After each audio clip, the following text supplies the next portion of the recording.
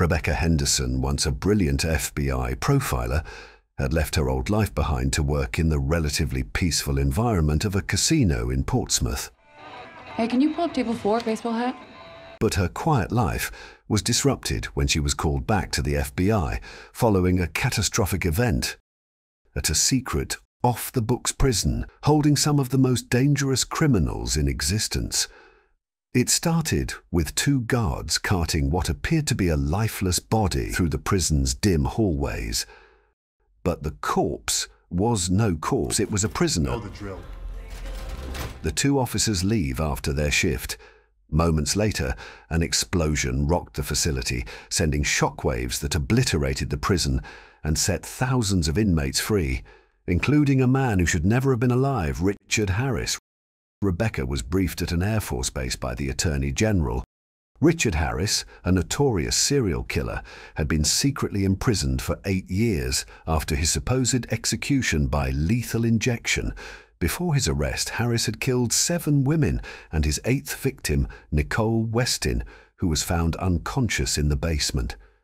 Nicole survived and escaped his clutches. He would seek to finish what he had started with Nicole. He had already strangled 2 guards during his escape and had begun his hunt for new victims.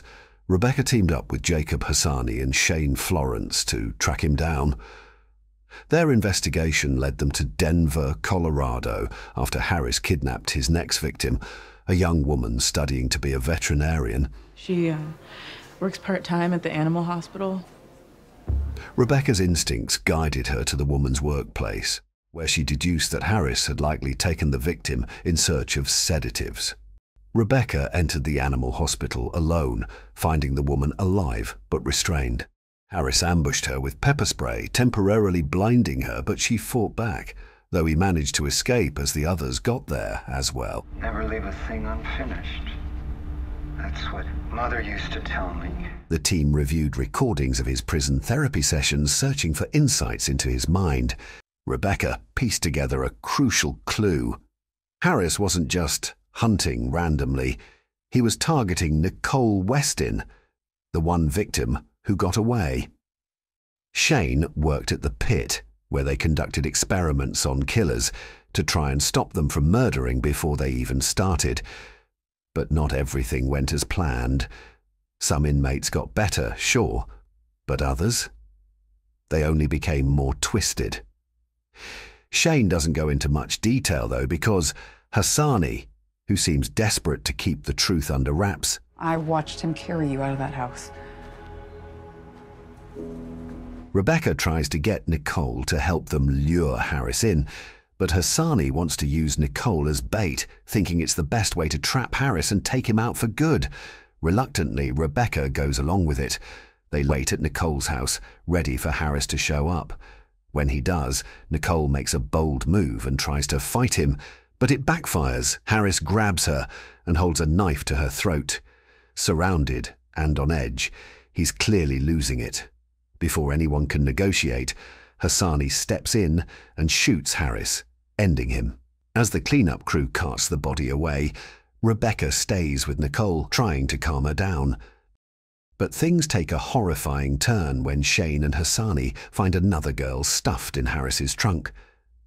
Suddenly, Harris's words about girls being gifts makes terrible sense. It wasn't just talk. The girls were gifts for Nicole. In a shocking twist, Nicole is revealed as the real serial killer. She wasn't just Harris's victim, she was his mentor, the one who trained him to kill. And now, with Harris gone, she turns her attention to Rebecca.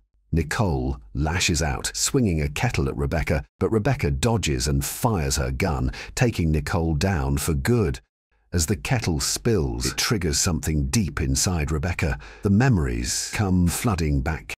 Years ago, she worked with her old partner, Oliver O'Dell. His methods were brutal, and one time Rebecca had to stand helplessly outside while he interrogated a kidnapper by lighting him on fire. But O'Dell's ruthless tactics worked. The kidnapper gave up the location of the missing girl. That girl turned out to be Sam, the child Rebecca later adopted. It was also the moment she decided to leave the FBI for good. But now, in the present, Rebecca learns a shocking truth. Odell is the warden at the pit. He's the one who calls her, asking for her help to track down the escaped inmates. And the explosion at the pit? Odell is convinced it wasn't an accident. It was a carefully orchestrated jailbreak planned by someone with a lot of power.